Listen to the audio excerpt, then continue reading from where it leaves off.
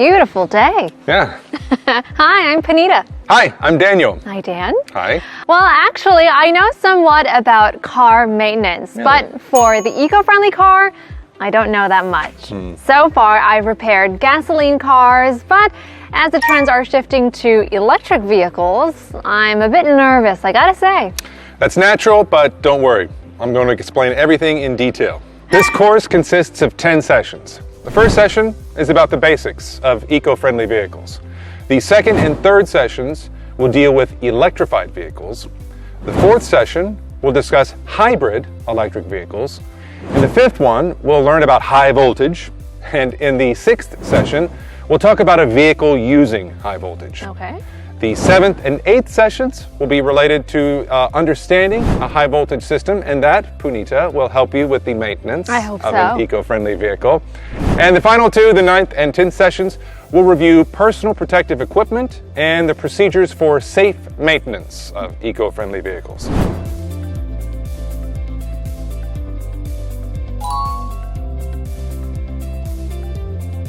Okay, lots to learn. 10 sessions for the basic course. I feel like that's sufficient, right? I think I can catch up soon. I'm looking forward to it. Yeah, me too. Okay, we're going to study the basics of eco-friendly vehicles today, and you will easily understand everything just by watching our videos. And I promise you, it won't be boring. Are you sure? I promise. And it'll be interesting to see how the electric cars and hybrid cars work. All right. Well, it does sound exciting. So, first and foremost, why are eco-friendly cars becoming so popular, especially nowadays? Oh, well, that's easy. It's because of global warming. Global warming's a huge crisis that the whole world's currently facing. And the only way to prevent global warming and get out of this crisis is to reduce carbon dioxide emissions. But it's not easy, to do that, to reduce the emissions of internal combustion engines, which operate by burning fossil fuels. Because even if we raise the fuel efficiency requirements to like 100 kilometers per liter, cars are still going to be emitting carbon dioxide. Right? So instead, what we need to do is to shift to electric vehicles and fuel cell electric vehicles which don't emit carbon dioxide. Therefore, many countries right now are strengthening their regulations on CO2 emissions in order to prevent global warming. So, how many countries are actually enforcing these laws to regulate emissions? Well, currently Europe right now has the most stringent regulations on emissions. The European Commission has proposed an effective ban on the sale of any new gasoline and diesel cars starting in the year 2035. And the United States, led by the great state of California, is implementing strict environmental protection measures. That state has signed an executive order that requires all new passenger vehicles sold in California to be zero emissions, again, by 2035. And China, which of course has the largest number of car owners in the world, is also strengthening environmental regulations to transition to cleaner new energy. Which is what we're aiming for. Yeah. So what you're saying is that according to these trends, we may not see any of the gasoline or diesel cars on the road in just 10 years? Yeah, that's right. In fact, according to an industry survey, the demand for electric vehicles will rise to 40 million cars per year by 2030. And after that, internal combustion engines will just rapidly disappear.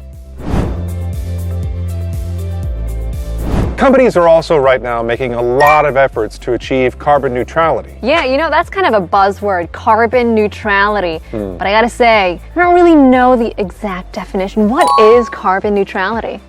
Yeah, carbon neutrality, it means the right balance between emitting carbon dioxide and absorbing carbon dioxide in order to prevent a further increase in greenhouse gas emissions. Businesses, when they operate, they emit carbon dioxide as they manufacture products. Like welding, machine operations, all this stuff, it generates carbon dioxide emissions. So what these businesses do is they need to absorb that same amount of emissions that they generate. And when they do that, it's carbon neutrality. And when they can do this by restoring forests, capturing, restoring greenhouse gas, a number of ways. Well, there are a lot of systems in place to protect our wonderful planet. Now, this car, the Ioniq 5, is this the first EV model developed by Hyundai? Is that true? No, actually, that's not the case. Hyundai's been developing eco-friendly cars for a long time now. In the early 1990s, Hyundai developed the Sonata EV, which was the company's first electric vehicle. Then in 2000, the Santa Fe EV was developed and tested in Hawaii and Jeju Island. And then a decade later, in 2010, Hyundai launched the Blue On. And then after that, there were steady efforts to develop EVs and hybrid cars. And then the company finally launched the Ioniq in 2016. Which has the same name as this car, right? Yeah, you're right. The Ioniq, it's an iconic model with an electrified powertrain for Hyundai. It's so iconic, we've used it as a brand name. In 2018, Hyundai developed the Kona EV model and a hydrogen fuel cell vehicle, the Nexo. Then in 2021, the company developed the Ioniq 5. Mounted on the eGMP. It's the first dedicated electric-only platform of Hyundai. You know what? I went to a dealership once to buy a car, and there were all these different types of EVs. You know, got HEVs, BEVs, and so many different more. What's the difference? Yeah, there's a lot. There's so many different types of electrified vehicles, and each brand uses a different manufacturing method. Okay, so let's make it simple. Hybrid electric vehicles. HEVs. They're powered by a gasoline engine, but they have an electric motor and a battery for auxiliary power. Okay. Plug-in hybrid electric vehicles, PHEVs, have an engine, a motor, and a bigger battery as auxiliary power. And we have a battery electric vehicle, BEVs, and that has a motor and a big battery without an engine and transmission. And there is a fuel cell electric vehicle that uses a chemical reaction of hydrogen. Okay. Well, there are some similarities, some differences, but are HEVs the same as PHEVs? No, they're not. That's why they have different names, right? HEVs don't require any external charging. They don't? No. So how do you charge them? HEVs charge their batteries by using the power of the engine or regenerative braking when they're reducing speed. Therefore, the batteries for HEVs are a little bit smaller and their motors not that powerful. So when you drive an HEV, it can only drive with the power from its motor in limited scenarios.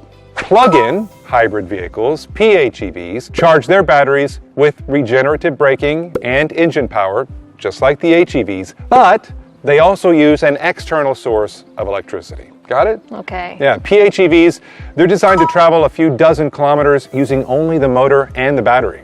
Oh, all right. So using external sources to charge the battery is kind of what makes PHEVs distinct from HEV, right? Absolutely. You're a fast learner. Great. This is the HEV model of the Sonata. It has a fuel cap, but not a charging inlet. However, because HEVs and PHEVs, they both emit CO2, even though it's a small amount, that means they're not that much different from internal combustion engine vehicles. Right. What about BEVs? Battery electric vehicles can run with only a motor and a battery, unlike internal combustion engine vehicles. That's the big difference. Earlier models of the EVs, they had a range of less than 100 kilometers, not that much. Nowadays, the Ioniq 5 can drive up to 485 kilometers on a single charge. Wow. Pretty impressive. But the most important point is still zero emissions. That's why they call it the game changer, the EVs. That's absolutely right. You got it. And that's also why most car makers are eagerly focusing on developing EV models. But there's one more type of EV, that's fuel cell electric vehicles. While internal combustion engine vehicles use gasoline as fuel, fuel cell electric vehicles utilize chemical reactions with hydrogen as their energy source. When the hydrogen is mixed with oxygen, they bond to form water. And then electricity is created in that process, and that electricity powers the motor. And Hyundai has the most advanced fuel cell electric vehicle technology in the industry. And it manufactures fuel cell commercial vehicles, as well as fuel cell electric vehicles, like the Nexo. Okay. I think I can get it, the different types of eco-friendly vehicles. Yeah, it looks difficult at first, but really it's not that hard. All right, well, let me give it a try then. Okay. So a car that runs on an engine and a motor as an auxiliary power is HEVs and PHEVs. Now the difference between the two is just the size of the battery and whether it requires an external charge to operate the vehicle or not. Then there's the battery, the electric vehicles, the BEVs are completely new cars that only runs with a motor and a battery. And fuel cell electric vehicles generate electric energy through the reaction of hydrogen and oxygen, and the electric energy drives the motor. Exactly. There you go. Got it in the first try. There you go. Got it. Wow, I am a little bit scared of these electrified vehicles. You know, they operate with electricity unlike internal combustion engine vehicles. So I worry that I might get an electric shock one day. Yeah, it's true. Electrified vehicles do use high voltage. So for that reason, to protect passengers from the high voltage, multiple layers of safety measures have been installed to protect the passengers from the high voltage that you're so worried about. But also for EV maintenance anyways, caution is always of the utmost importance. So technicians need to follow very specific maintenance procedures. And wearing personal protective equipment for EV maintenance ensures that safety. Yeah. I mean, taking a look, there's a lot of different kinds of personal protective equipment. Yeah. Where do I start? I mean, are these necessary? It's quite intense. Yeah, it's actually not that difficult, but we'll talk about this actually in more detail and the EV maintenance process a little bit later on. All right, sounds good. We'll see you in the next session. Thanks for joining me.